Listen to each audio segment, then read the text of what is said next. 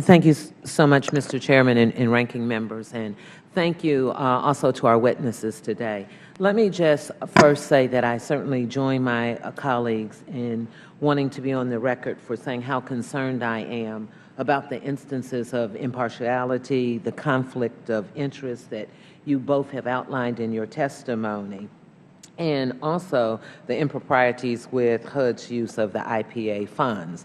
Secondly, let me just say how appreciative I am for the joint letter, and especially in paragraph 1, when you both talk about if together we can take care of the mismanagement and the waste, we can do what our real mission is, and that's to expand the opportunities for all. And that ties into my third statement as I go into my question is, while several of my colleagues have said it is not about HUD and the programs, I want to be on the record saying that I somewhat disagree with that, because every time you come into a hearing and we talk about the wrongdoings, the rogue employees, it frequently down the road leads to the culture of the entity and the organization and how we put dollars in it. I am very much a proponent of HUD and the services that they provide.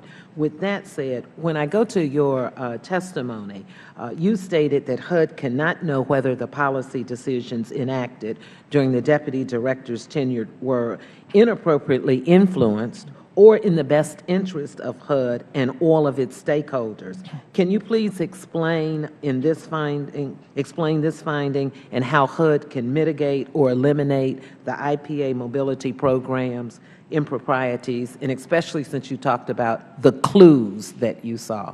Yes, ma'am. Thank you for the question. Well, there's only so much we can get from witnesses and what they tell us, and sort of the spirit as to what was going on.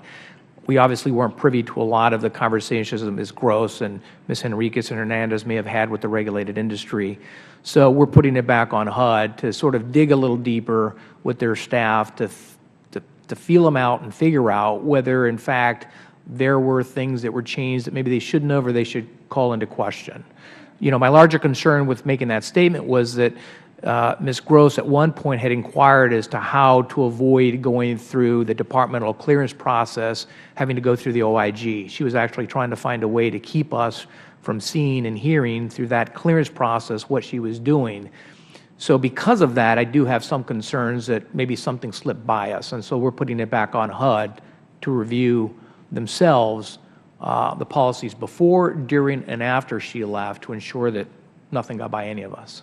Do you think that we should be looking at putting more human and financial resources into different, better, or more training on accountability, management, or the rules and regulations? Because these seem to be, earlier you said these are very clear rules and regulations of what a person could do, whether hiring or bringing someone in at the appropriate salaries for the GS 13s or 15, but yet I heard a figure of $40,000 more given to this person, being given bonuses when federal employees did not get. Well, ma'am, I guess my answer to that would be I don't think there's enough,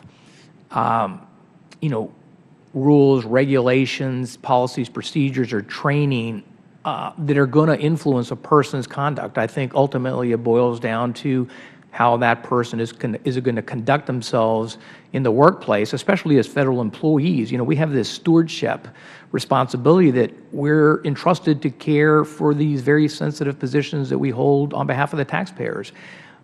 So I think it boils down to the person. I just don't believe, I'm not a proponent of more and more rules, regulations, much like the two gentlemen testified or commented about in the regulated industries. It really boils down to how people are going to behave. And I think that's more of a conduct ethical issue with the individuals.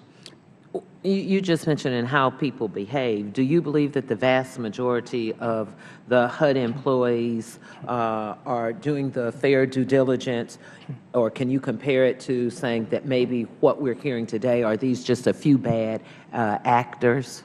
Well, I can say to you that the vast majority of the employees at HUD are really hardworking, conscientious civil service. They have an honorable mission, one that I thoroughly enjoy myself. And quite frankly, there's a number of conscientious employees who were the ones that called us on these issues. They saw the wrongdoing. They saw these misconducts. They're the ones who are calling us. And I think that's fantastic that employees feel good enough to call us, and hopefully today they're hearing that my office will in fact do something about that when they do call. Thank you. The gentlelady yields back to Chair.